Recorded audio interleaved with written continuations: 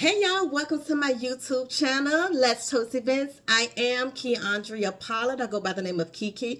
I am a wedding planner. I am a wedding officiant. I am an experienced chaos coordinator that's been coined by one of my couples. That's a story for another time. We'll tell you about it later.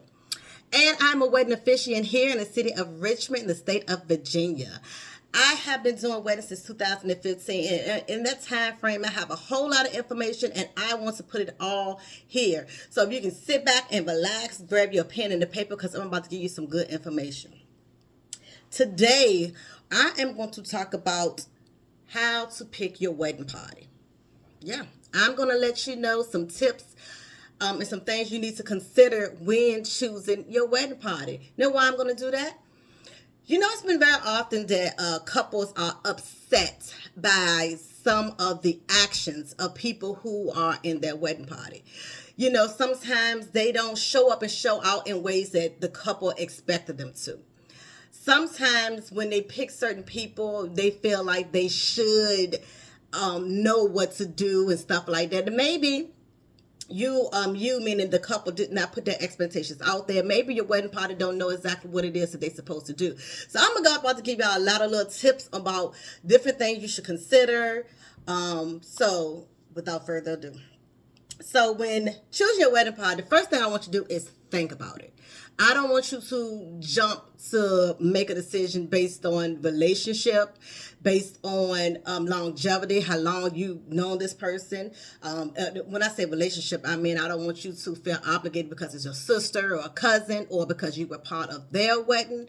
Different people have different reasons why they decide to choose certain people in their wedding party. So I don't want you to feel obligated to do it. So that's why I'm saying think about it. Think about it. Now, what you have to think about it is because once you choose these people, now you can do what you want to do. But I say you shouldn't go back. You shouldn't ask somebody to be, a bridesmaid or a groomsman, and then you take it back. Like, okay, well, I thought about it. No, thank you.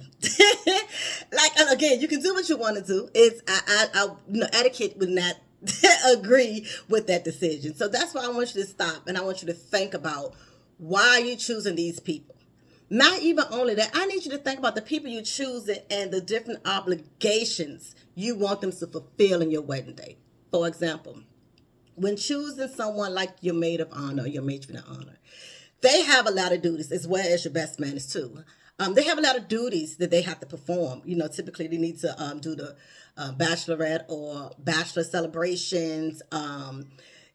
They need to be your support system, your right hand. They need to walk with you and hold your hand throughout the whole process to make sure you are at ease and stuff like that. But one of the biggest things, of course, the parties. They need to show up and show up for the party, engagement parties, bridal showers, things like that. Again, sometimes your wedding party don't know what's expected of them. So that's why you have to let them know what's expected of them. And in doing that, when you ask these people to be a part of your wedding party, you have to realize it comes with financial obligation. It comes with time obligations. So whereas you may want to ask your sister to be your maid of honor, but you realize, hey, your sister is 3 months pregnant and your wedding is in the next 6 months. Will she be able to really do the duties you need her to do? Probably not. Having a baby is a whole lot going on there. So that is something you need to consider. That's what I mean by not feeling obligated based on relationships. And honestly, I feel like something like that they will understand.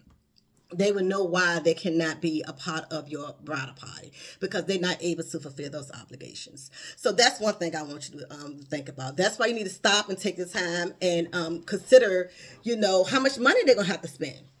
That's the people don't realize when you agree to be a part of somebody's wedding party, you have to pay for dresses, shoes, accessories. You got to get your hair done. You got to get your makeup done. You got to participate in the festivities, the engagement party, the bridal shower, the bachelorette celebration, the bachelor celebration. All that stuff costs money. And sometimes maybe your wedding party think that some of those financial obligations are on the wedding couple, but it's not. That is something that you're supposed to pay. So again, when considering your wedding party, you have to be considerate of the people that you are choosing based on financial obligations. Who's going to have the time? Meaning, if you have a best friend that lives out of state, Are they going to be able to come here and come here as many times as you need them to do some of the things you need them to do? Again, some of the festivities and stuff that's surrounding your wedding. What about dress fittings and things like that? Now, they're always around it, but those are all things you need to consider. Is someone a student that has to pay back student loans and may not have the extra funds? Is someone transitioning through jobs and may not have the money? It's all those type of things you really have to think about because it costs money and it takes time. You're going to have to take time off from work. You're going to have to give up a few of your weekends. All those type of things you have to think about when you are agreeing to be a part of somebody's wedding party and when you are asking someone to be a part of your wedding party. So once we got all that together, we thought about all that and we picked a good core group. So you might well say, okay, I'm going to think about it, but how many people do I need? You can have as many or as few people in your wedding party as you want. That's the short end of the long answer. Because, I mean, like they'll say, like you're supposed to pick one member of your wedding party based on every 50 guests or something along them lines. That might be old statistic wise, but that's why I said you can do as many as you want or as few as you want, you know. Do you need to have the same amount of people on the bride side and groom side or whatever gender of sex side? Do you need to have the same number of people? That's a good question. And again, it's up to you. Aesthetic wise, it looks better when it's an even number when the on the bride side and the groom side, or the groom and groom, or the bride and bride side, if they have the same amount of people. You know, aesthetically wise, it looks good. It looks more symmetric and stuff like that. However, I did plenty of weddings where it was not like that. You know, again, sometimes they might have picked the wrong wedding party participant and they end up dropping out last minute. They're not able to fulfill financial obligations, so they wasn't able to get their suit fitted in time, or, you know, somebody got too sick during the pregnancy, and all those type of things happen. And so then when it came time to wedding day, it wasn't an even number. You know what I'm saying? So, I mean, we found our way around it, and it still turned out beautifully. But again, something that you need to consider. Another thing, and I'm gonna say bride and groom just because although I understand that and I perform marriages with all different types of sexes, it's still heterosexual marriages is still top. Meaning it's still more of those happen than any other type of wedding. So I would use those terms, but please don't be offended. I'll use them interchangeably. So please blame it on my lack of how else to pronounce these type of things. So on the bride side, do you have to have only females? Or on the groom side, do you have to have only males? That's another good question. And I can say that has been a trend that has really changed over the last 5 years or so. It is so often they mismatch it so much. It's a lot of times on the male side, they have a whole lot of female friends that they're close with. And so they are so instead of them being a groomsman, they're the groomswoman. You know, and the same thing on the bride side. Like, instead of having the maid of honor, have a man of honor. You know what I'm saying? A wedding I'm about to do in a couple of weeks, she has her brother being her maid of honor, but he's the man of honor. He's the man of honor. And I love that. I love when people, the biggest thing I love is when people make their wedding day their own. So that's like the best advice I can give you with this whole situation. But traditionally wise, it was, you know, the female just have ladies on their side, the male just have men on their side. But again, nowadays, there's a lot of same-sex marriages happening. So how do you do that if it's man to man? Does that mean because I'm a man, I can't have a female on my side? What if I want my sister on my side? Should I not be able to have my sister as being my groomswoman? No, you can do that. It is perfectly fine. It's going to work out fine. It's going to be a beautiful celebration. So, once you decide, you took your time, you figure out how many people you want, you got a good group of people. Let's say you got 3 and 3 on each side because you say, hey, I want to keep it intimate. I don't want to be disappointed. I know these people are going to be able to do everything that needs to be in part of my wedding. You may have some people that may be upset. Now, this conversation can ruffle a couple of feathers. You know what I'm saying? Because you be like, We cousins. We grew up like best friends. What do you mean I'm not part of your wedding party? Or, it can be, well, you was my bridesmaid at my wedding. Why am I not your bride? So all those type of things. So this is a tough situation to be in. I want you to understand. I don't want you to take it lightly when making these decisions. Understand there may be some heartbreaks behind it. Some people may be upset behind the decisions you make, but you have to stand, you and your spouse have to stand firm on the decision you're making and why you are making these decisions. Just explain to these people that, hey, whereas we are the best of friends, I actually, wanted to keep this as very, very intimate. It was very hard for me to make this decision, but hey, I have a solution.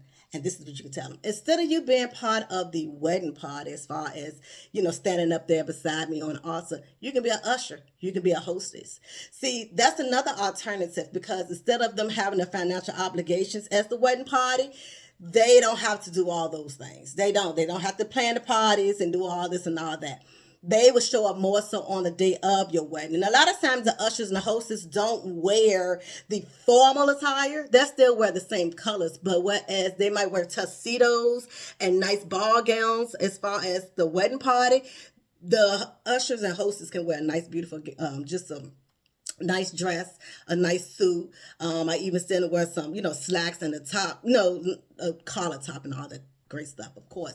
But that's another alternative. So you don't have to so much worry about like, hey, you might can't be a bridesmaid or a groomsman, but hey, I love for you to participate in being an usher and a hostess. And guess what? They one of the most, they're one of the first people you see. Because when you first walk into the venue, you need to see a nice, bright, friendly face that's going to welcome you, that's going to help guide you to what's about to happen. It's wedding days, show the guests where to sit, hand out programs. So that's what you decide to do. Help move the crowd along when it's time to transition and take different type of pictures and stuff like that. So that's actually a really good alternative, and that's a nice solution to still having people to be a part of your wedding celebration in a grand scheme, but then just kind of hold it back on exactly how much you expect for them. So that might be a good suggestion for maybe like people who have a lot of other financial obligations, or for some of your out of town relatives and loved ones that you still want to, kind of show up and stand out a little bit in your wedding,